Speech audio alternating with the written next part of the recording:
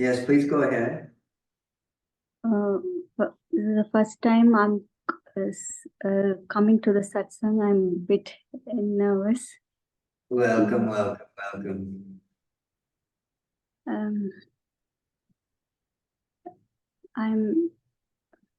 I'm grateful and thankful for being in your presence, Swamiji. I love you so much. Love you too. 7 years. 7 years I've been doing my spiritual practices, and that led me to develop a certain kind of dispassion around me, and I'm not impressed or fascinated by the social happenings outside. I feel very comfortable within myself and being alone. I'm a little bit shy person, and every day I start my day with full acceptance, that I'm ready to face whatever it is today with full of acceptance, because that teachers, I studied Upanishads and Bhagavad Gita under proper guidance of a teacher. The teachings gave me some clarity in me to how to handle day-to-day situations in life. So with that in my mind, I approach my daily life.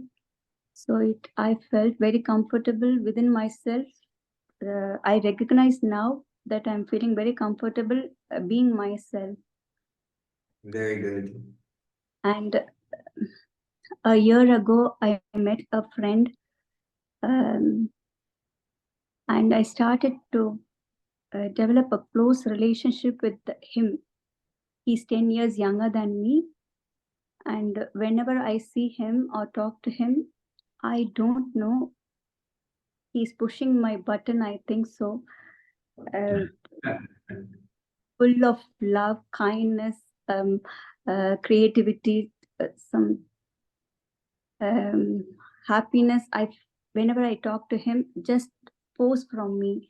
And I am 50 years old. I have not discovered in my life that kind of happiness that comes out whenever I see him. Even with my husband, I don't have that kind of pouring out of that love, kindness, all those. But whenever I see him, it just abundantly, without any expectation, it just comes out from me. So I started to like myself whenever I see him. I started to long for that one, because I feel so happy when I see myself not like myself, so pouring from me. And then I noticed that most of the time I'm thinking of him with just like a mother. Like, I don't know, all roles I'm playing with him, like a mother, intimate relationship, all the roles is coming out from me. That is, I feel somewhat it's not good for me. I don't know. And it's becoming an obstacle for me now, because most of the time I'm investing that I'm longing for that happiness. Whenever I see him, so much of joy from me. And when I wanted to slow down, and I talked to him that this will, after a year ago, 1 year since, but last few days, 1 week, I started to talk to him that I want to slow down, because I'm slipping away from what I'm doing. I feel that I'm slipping away from from what I felt like that. So when I told him, he started to say that my life is blossoming only after seeing you, and I feel very much happy. I started to participate in everything. I feel very much it's flowering. Now you're saying that you are going to withdraw from this relationship, and if you do it, I'll get depressed. So I was just thinking about 2-3 days, and I don't want to hurt him, but I want to get out of this relationship, because it is giving so much of pressure. Now I'm stuck. I don't know to go move forward. I don't want to hurt him. I don't know, I'm stuck here. I don't know to move forward. Yes, yes, of course. Of course, yes, I understand. This is a perfectly natural response to what's happened, isn't it? Yeah. Yes. So I want to point something out to you, however.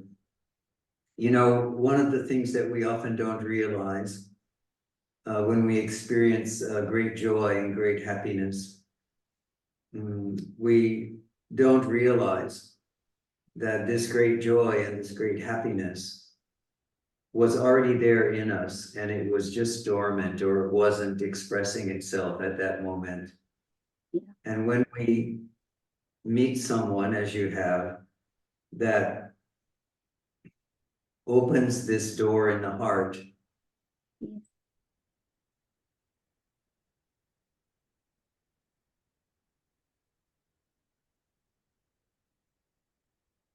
there often is this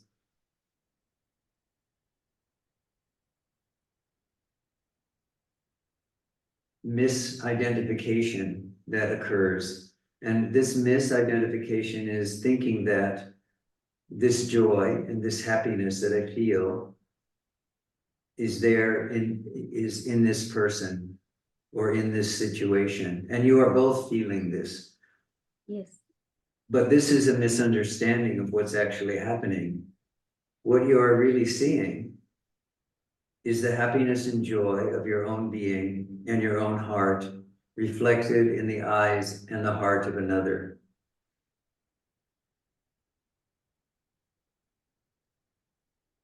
If you go on the way that you're going on, you can already see, and you are saying, I must end this relationship. You're already seeing that the possibility of great suffering is there. And this is the way of it often with worldly relative relationships. And the reason is because they are focused on the other, but they can also serve us in a very, very simple way. And that is if we can remember that what is being seen is the reflection of joy, of happiness, and of bliss, which is in our own heart, but being seen in the face and the heart of another, in the joy with another, then we can begin to turn that attention that wants to go out into the other, into that other situation, even though we know it's going to cause suffering. You can feel that pull out into it. You can feel, but you can also say, as you have, you can also say, wait, my intention is to wake up. My intention is to awaken, and this is pulling me away from this desire I have to awaken. So how can I use this? Well, the way that you can use this is to realize that this joy and happiness that you feel, you have felt in this relationship, in this opening, this is what is in your heart. And this is what you desire for yourself, but you won't find it in the other. So now, though, you can use the other and the relationship before it becomes difficult and becomes toxic, let's say, for you. You can turn toward yourself and say, show me this joy and this happiness that resides in me and is here all the time. So that's what I would suggest, is for you to just begin to know that this happiness and this joy which you have felt in this meeting and in this projection onto another is actually the reflected light of your own open heart, of your own love, of your own kindness. But now you must give that to yourself. You must see that in yourself. So turn and go toward the source. And I don't know how to do it because I always feel is pushing the button. You are always what? I feel that that person only is pushing that button in me. So I don't know how to turn inside by myself. By asking this question, who is this me? Have you done the inquiry for long? Yeah, I always whenever I feel that I'm a separate self, I use your pointings. You always say that, are you aware? Yes, I am aware. Stop there. You used to say, I use Yes, things, and that is helpful, but not sometimes I am just pulled yes, up. yes. So now it's time for you to realize that when you say, but this button is being pushed in me, the thing to look at is not the button. It's the me. Who is this me? When I say me, who am I referring to? You see, because in the case of this relationship, you are not seeing yourself as the one, the wholeness, the fullness. You're not seeing this relationship as a manifestation of the supreme. You are seeing this as a personal experience. Oh, this is for me. I enjoy myself when I'm with this person. I enjoy who I see when I am with this person. I enjoy this. I enjoy what I experience as myself when I'm with this person. Now you have to begin. Now you have to begin to ask, well, does this experience of joy, of love, of openness, of fullness, does this exist in him or does it exist in me?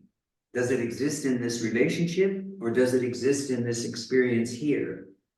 And so if that's the case, that you know that the origin, the source of this love, of this joy, is actually within your own being, then I would say to you, find it and do that directly by saying, who am I? Who is this me that thinks that her happiness can be found in another and doesn't realize that it's actually can be found here? And and if I do like that, will I not hurt him? So along the way in spiritual life, we always have to be responsible for our own sadhana, for our own practice. One of the ways that we do that is by realizing that we will go on searching for truth, looking for the source of being, the heart of being, and how others react to that, how they respond to it, really cannot be any of our business. We are looking for truth. We try to be as compassionate, as open, and as kind as we can be. So my suggestion to you is, rather than putting up this wall of worry that you are going to hurt him or he is going to be sad, keep your heart open, hold him in love, hold him in peace, hold him in joy, hold him in the heart of your loving compassion, and let him have his own journey. You see, this is a journey for him. Somehow life has brought you two together so that you can help each other with this thinking that there is happiness outside rather than happiness inside. So you honor this gift from God, and you accept that this is the way of it. But you also understand that you cannot go further with it because by your own admission, it's becoming very difficult for both of you. So Yes. at this point, you have to just say, I hold you in love, I hold you in compassion, I hold you in truth. But who am I? I have to complete my journey. I have to complete my search here. And this is my priority right now. And let the Supreme, which has brought him into this relationship also, look after him.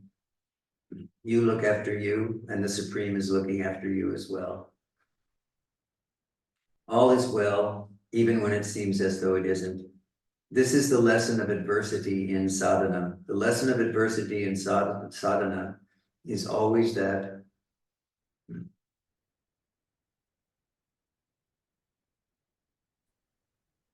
we come to know we are resting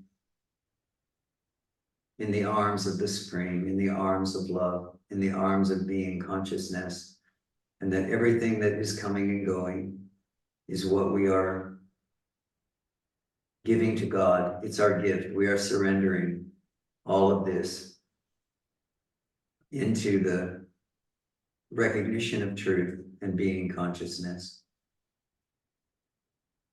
And we leave what needs to be done to be done. We don't get in the way of it. We don't disagree with it. We accept it. This is the way it is, and somehow this is the way it has to be.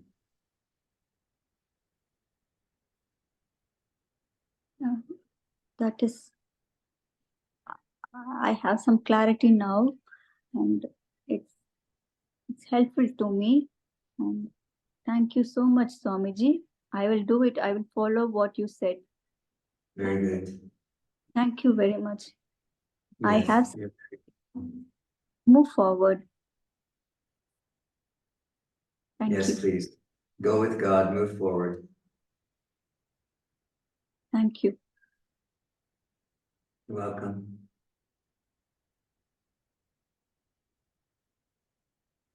Silina, please turn on your microphone.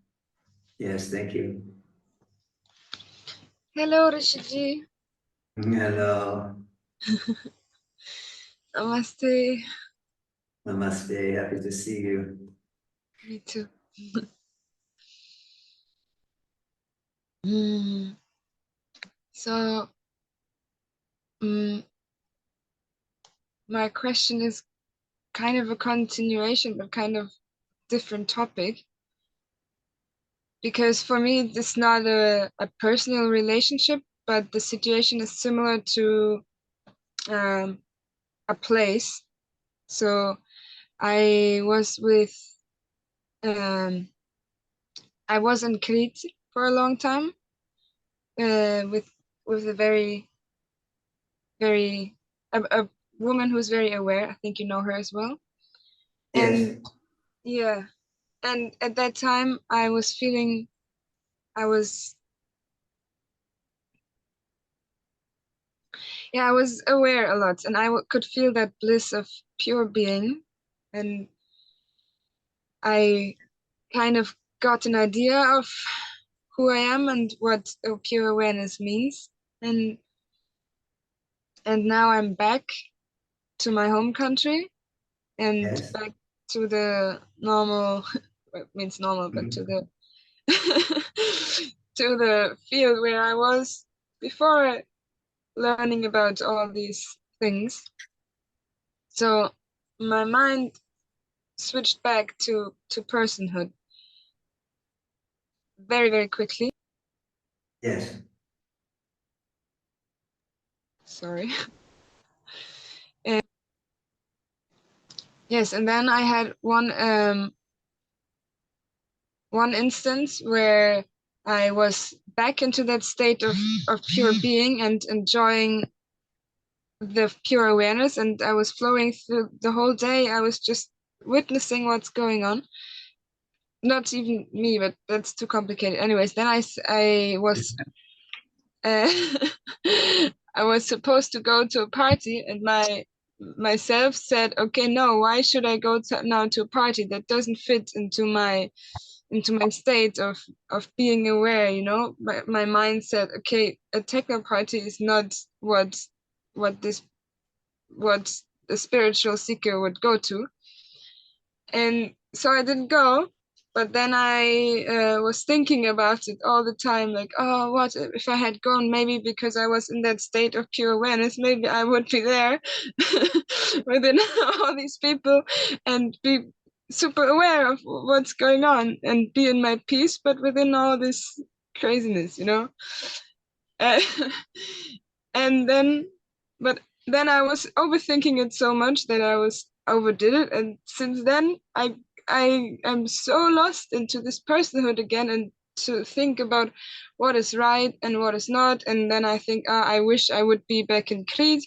But then I tell myself this, it doesn't matter where I am, because as you said, I know and I felt already that the light comes from within, but I cannot, it's so difficult to find it from within, you know? And Yes, I don't know what. so let me just, yeah, so before we go on further, let me just say to you, you know, the experience you're having is a very common experience among people who are, let's say, relatively new to coming back to uh, spiritual realization or recognition. This is relatively common experience that you're having. And it's not that you have done something wrong or that something, you know, you have, by going to where you have gone, you know, this wasn't a good decision, now you should go back to it. It's really not about that. It is just for you to realize that this recognition that you have creed, that you were this awareness itself, you know, that you were this aware being, is the same awareness which is here now saying, oh, I should have gone to the party, right? You are not less aware now than you were there. It's just that you were there, you were focused on something else. You were focused on this opening of this recognition, this coming home to who you are. And now you're back in what you refer to as your ordinary reality. And that's just a fact of life, that this happens. We go from one place to another, we follow the responsibilities we have, we do the job we do, we go, we have the friends we have the family we have. All of this is happening. But what you're called to do is to begin to recognize that the awareness which you are is the thing which is the same, whether you are in Crete with this person who has introduced you to awareness itself, or whether you are here in the life that you are in your ordinary life. You are that awareness itself. So what's lacking, if there's anything lacking at this moment, is just the stability that comes from longer experience, from more in-depth questioning of who you are and in every circumstance. So the circumstances themselves are not the problem. The circumstances can and will change for most people. I just encourage you to keep going and go to a party if you want to go to a party, or don't go to a party if you don't want to go to a party, because you have to ask yourself, is this the right thing for this aware being at this moment? Would I rather stay here in my space, in my own space at your home, and just be here and be quiet and be aware and so on? Or will I go there and see how this awareness reacts or responds in that situation? You can do either one. There isn't a limitation. However, I would suggest to you that you might want to spend a little bit more time with the inquiry, asking, you know, am I aware? Who am I? Who is it that is aware? And gain a little bit more stability through that inquiry, through that sadhana. And then you'll start to see that you can be in more and more different kinds of situations, varying kinds of people, and you always remain as the center of being. But it sounds like you're not there yet. Don't beat yourself up. Just keep going. Yeah. Yeah, I told myself that then, that I just need to come back to that. And then it turned out that I wanted to do that a lot. So I spent a lot of, I tried to make a lot of free space for awareness, for watching videos or for meditating. And Okay. then I came into a kind of weird state of not being able to do anything. So I was just laying there, and I got into thinking a lot, you know, into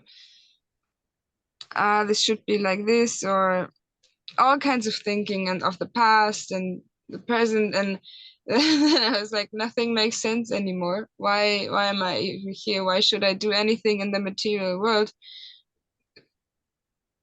It's And I didn't have energy, because I I was like, I want this back now, this awareness, but I know it doesn't work like this. But even if I sit down and try to meditate or try to listen, the words, they don't make sense anymore. They don't work in the same way as they used to do.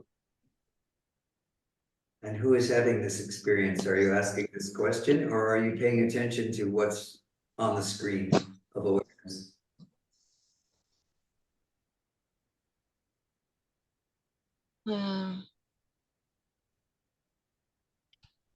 The screen of awareness.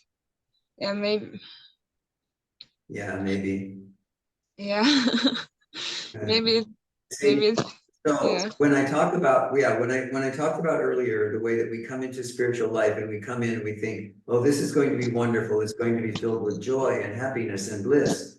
And when we really get into it, we find that there is a lot of adversity. And the way that that adversity comes is it comes in the forms that you're talking about: confusion, right?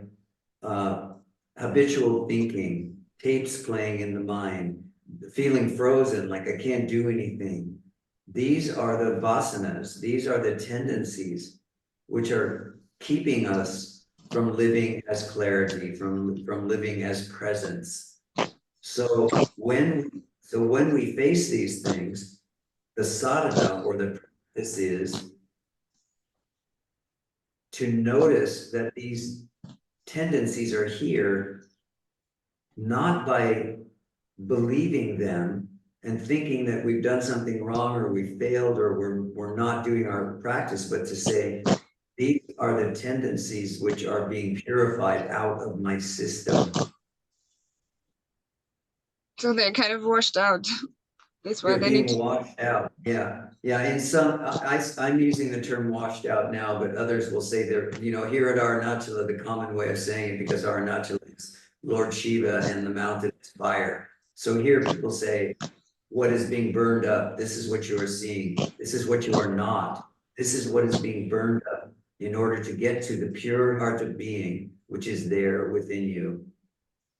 But in order to do that, so the question comes, how do I do that?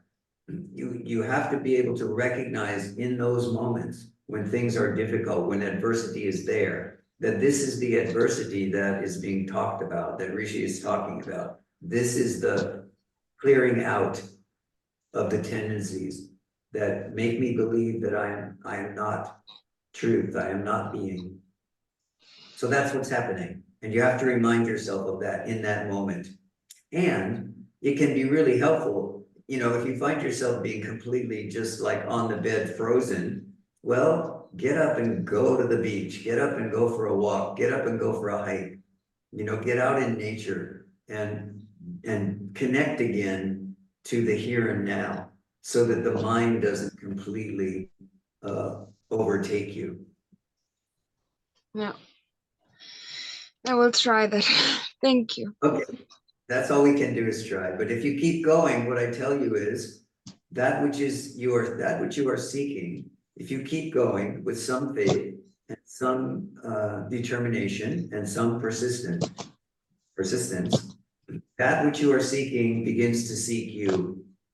So it begins to help you, begins to pull you toward the realization of being consciousness. You're never alone in this, even though it can feel that way. The feeling of being alone and being doubtful is also a vasana. It's also a tendency.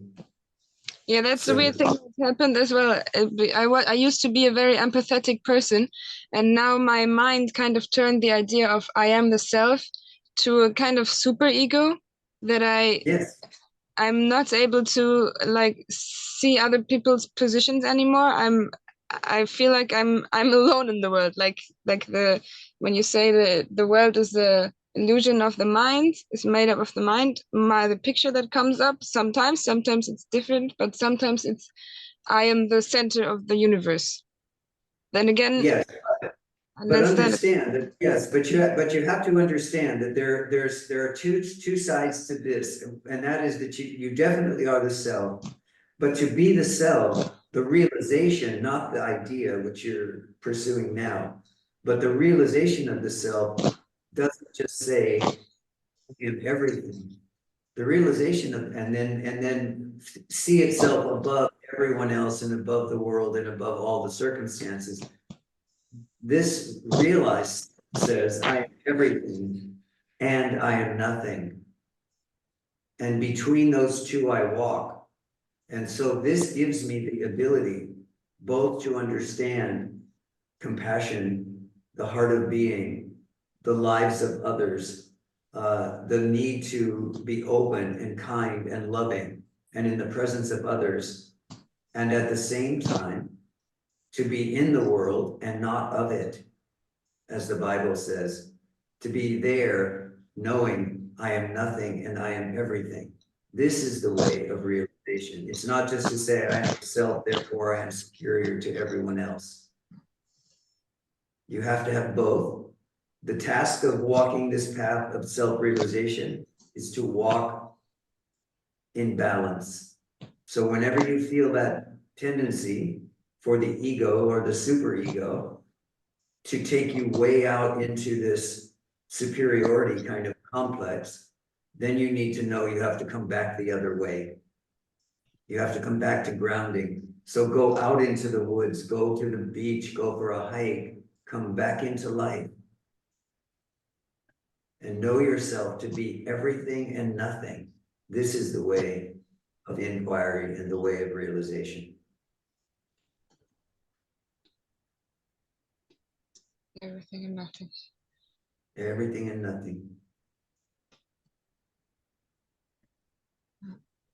In conversations, most of the time it's a little difficult because I used to present myself as the ego of what has happened. Now I'm more talking about what is going on, or I understand what is going on in the social situations.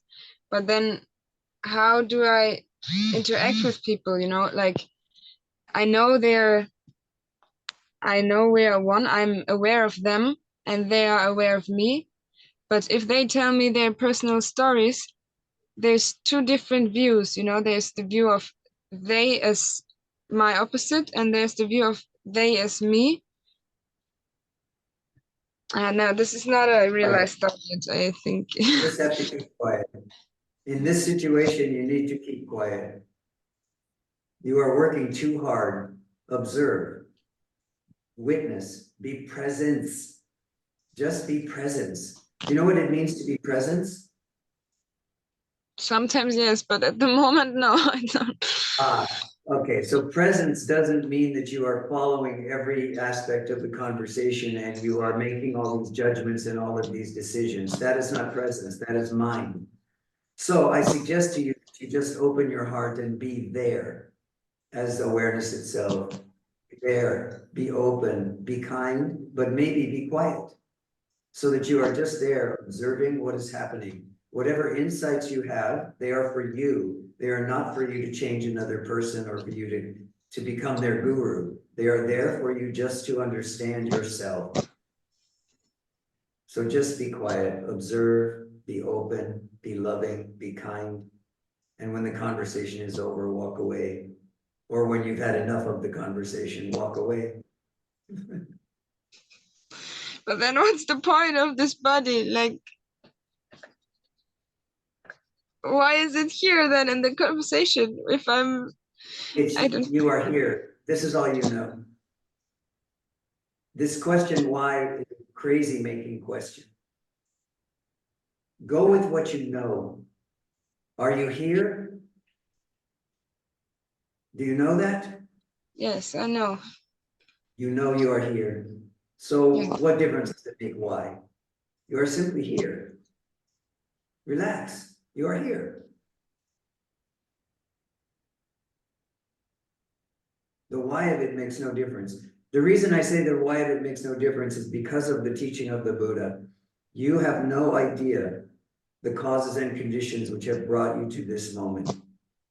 The causes and conditions that you are being so troubled by right now at this moment, that you say, why am I here? Why am I here? You are also not asking, why are you here in satsang?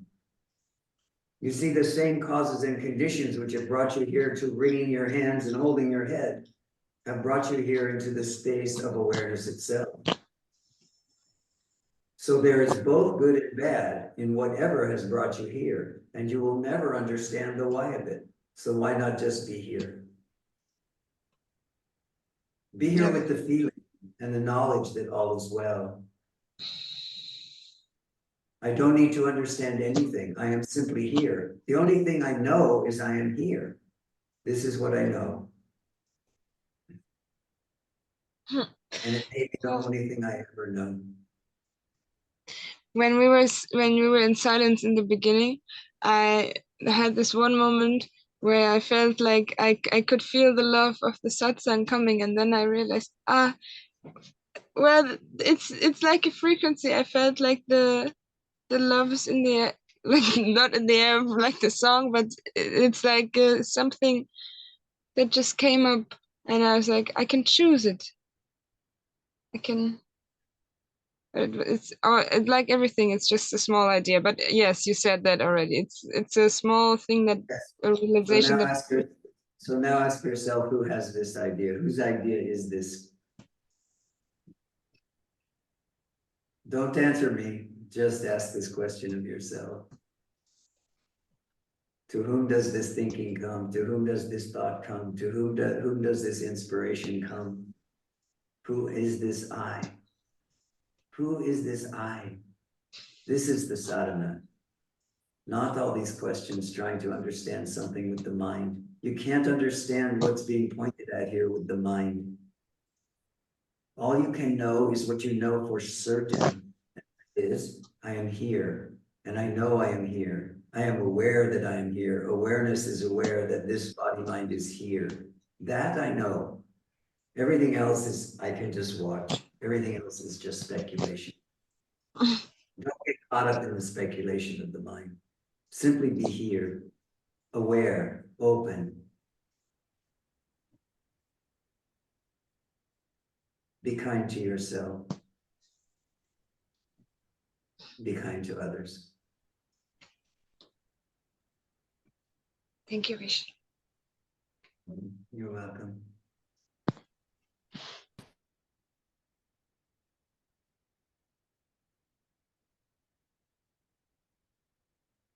Honor. Hello, Honor.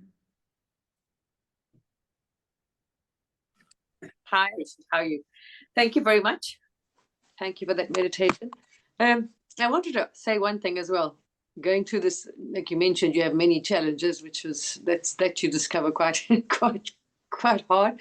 But what I also discovered was what she was similar to what she was saying as well. There's a reason why this body's manifest. It's not for your purposes. It's for whatever the one wants to play out. It's stream. It's story, not this, not the form. So what was guided here a while back was to help, with this whole shift that's going on the planet, this whole the story's changing here. The one's changing the whole story of the game that's going on Earth that the bodies are involved in, right? So I was guided back then onto social media to who knows, just offer assistance or guidance, whatever. And then I was pulled off on this path again, to get further into this path. And then you kind of stuck, you got in this position where, okay, so you think because you're on this path, you must do nothing. So, I kind of, you could feel there was something was off. So I just sat and asked, and you ask, the body is in pure service. I've offered the body an absolute service to the one, whatever the one wants to do, how it can best serve, there we are. So you kind of find yourself back again. So I just thought, okay, well, fine, because it's not you. You know what I mean? The body is being used for whatever purpose the one wants to achieve here, and that's such simple. So I just resigned that, and I found when I actually let go of trying to, because then the mind will say, no, you mustn't do that. You got to, just go sit in the cave. No, because what the hell's the body here for? Each body is going to have a different purpose. So if I found out if I let go, then it seems to be, better. Instead of just allow, but I always, we'll see, release and say whatever the body wants to be used. So it seems to be at least the awareness is there now, that there's no I doing it, because before, when you started, it was very much always allowing the one to speak straight through and remove this filter so it wouldn't interfere. And then you got lost in it. Then the I, just got so carried away, and the I kind of took over. It was doing something. It kind of it grew exactly. It strengthened the this false idea of an individual doing everything and taking it's actually a cheeky little thing, taking the credit, as though it's doing something when it's just some little thought. So I stepped back, and now just okay. If that's what the body's supposed to do now for whatever purpose, then let the body do it. But still staying on this, just keep on the track, but allow the body to be of service. However, it's helping others. Wonderful through this. It's just could be driving a bus, and it's really bloody irrelevant, actually. So yeah, it's a strange position to be in. Ask yourself, whose body is this? Well, none. There's only one. So I say, and that is not. There's no doubt there. There's no doubt whatsoever about whose body it is, who's moving the body. That's been clearly made. There's no doubt here. It's been demonstrated. This body is not being, So, but one of the things I think that you're not seeing yet, Honor, is that it's not your decision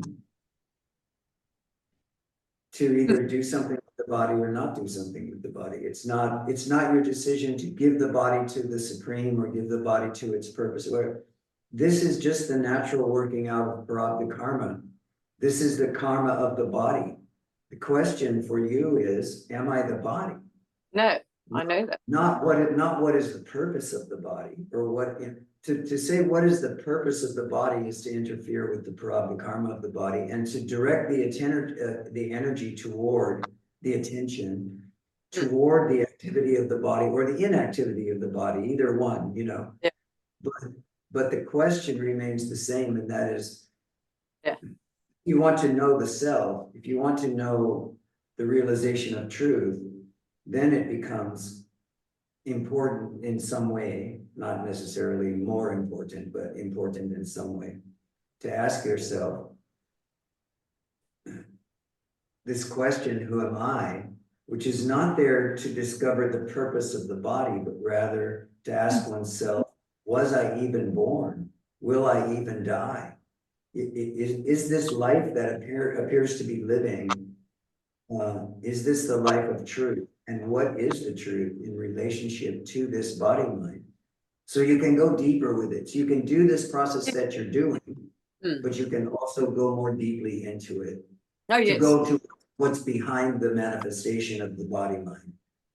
Yeah, I kind of saw, because every now and then I get more and more clarity. So little things like nuggets been given to you, and it was shown Yes, that. of course. Yes, insight comes step by step. Yes, exactly. For most people, yes. Yeah, no, it's working. It's coming through more aha, whatever. But I found myself now back out there doing that. There was a bit of resistance there because there was fear that, because now you're doing something, whatever. But it's not. I'm allowing it to come through. I'm allowing, there's that I'm saying, you're not getting in the way now. Just let it always. It's always those. Yeah. So now what I want you to do is to question who it is that's allowing something to come through and who it is that's allowing something to come through. Yes. Who is this? Because this sense of I is a thought. You can. It is a thought, and it's a thought, it's a projection, you can name it a whole bunch of different things. But what it is more than anything else is it focuses and centers attention in the idea that we are somehow a body and that we somehow have a say in this and that we have control over this. And to a degree that is true, but if what we're interested in is the manifestation of being, consciousness, and truth, then we have to ask, what is this I? And no matter how we frame it, use that framing as the foundation for the question, what is being referred to when I say I? It makes no difference what. There's only one here. That is, there's no doubt there whatsoever, because that's been shown. And same with here. It's source playing. It's source. In order to have a real physical experience, the actual experience of a body, a life, it's got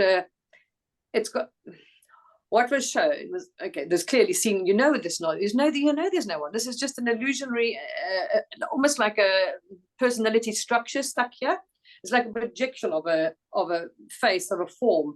It's source in disguise, basically. There's no one. There's no other one here. There's one playing, but with a body. It's playing. It's a body and it's a female. That is simple. That is been shown as well. So I don't believe in there's a separate one doing anything. That is not even I laugh at it, actually. I think it's quite a cheek. And I watched that little thought, I know here that I, but I'm well aware of who that I is. There's no other little one claiming to be anything. It's absurd, actually. Insulting, actually. Yeah, I'll keep at it. I found it quite a cheeky, insulting little thing. It's absurd that this thought thinks it's something. Anyway. Very good. Sorry. Keep going. I will.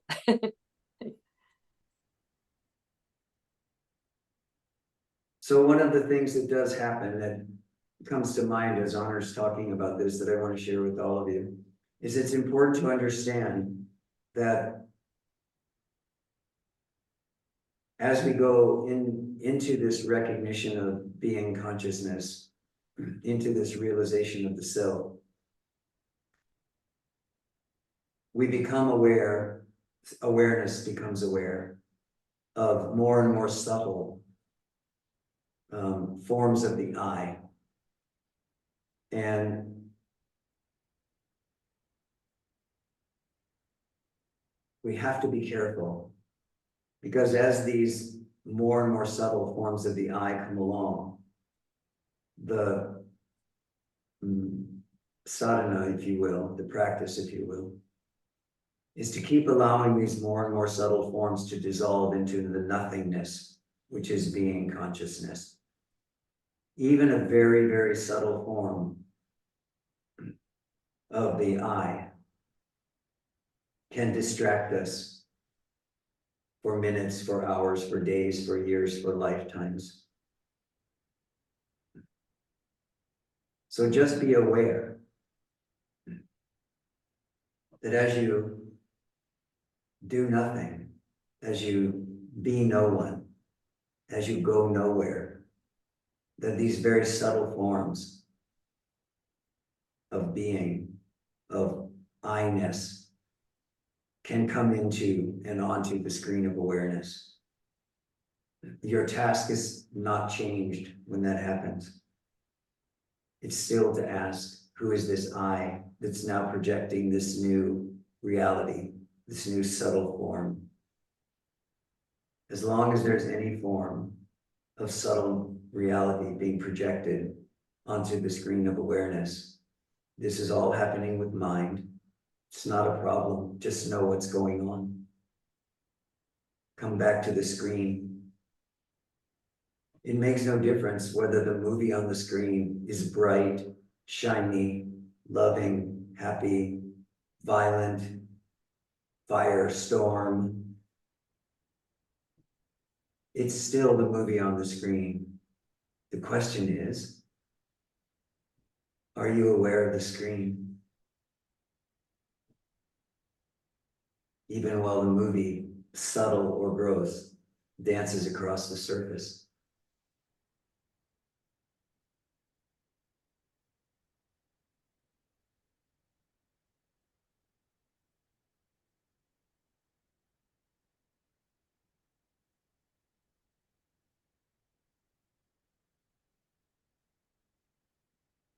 And this is not just in reference to what Honor was saying. There's also another question or another comment in the chat. And this is also in reference to that comment. To realize that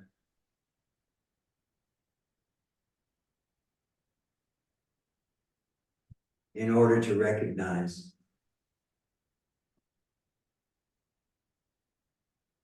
what is here as presence, as awareness, as being consciousness, which is always here, in order to recognize that, you not only have to let go of what you think you are, but what you think you are not. So this comment spoke to the belief that this being, this person, is not the one self and has to work hard to get rid of some ego. This is also the subtle manifestation of what you are not, is it not? If you say, I am the ego and I have all this work to do, this is not the same delusion or the same projection on the screen of awareness as the one that says, I am the self and I am superior to all. Both are delusion. So to say I am nothing and to say I am everything, and between those two I walk, is to remind ourselves that we are neither this nor that. We are neither this ego that is struggling and fighting, nor are we this supreme purpose of the divine, blah, blah, blah. We simply are that which is here in this moment, recognized as awareness itself.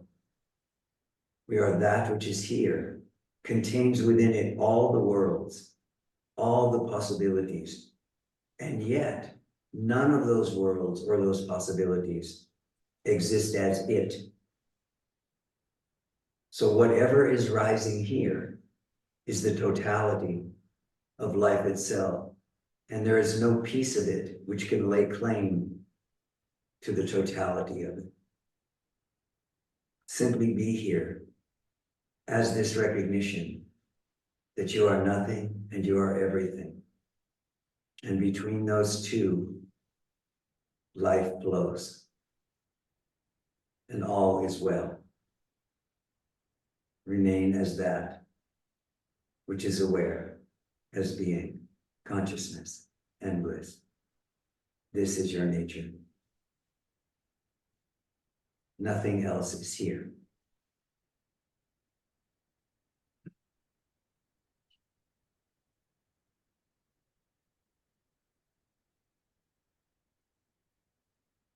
Let your life flow like a river.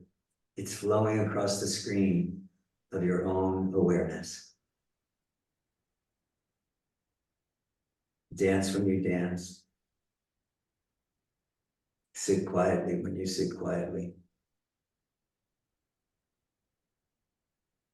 Let yourself live in this very ordinary way, in this recognition that you are nothing and everything. And between those two, your life is flowing.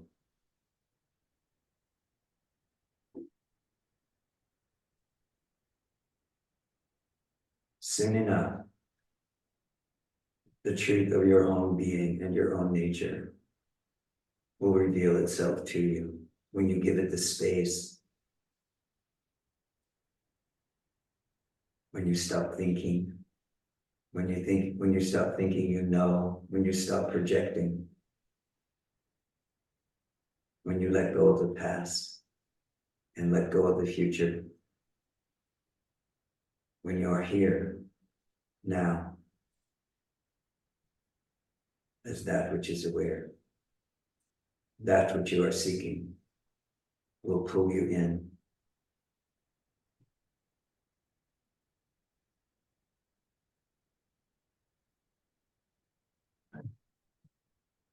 All right, my friends, I'm going to contain myself and I'm going to send you all on your way. I'm going to thank you for being here and welcome you back the next time.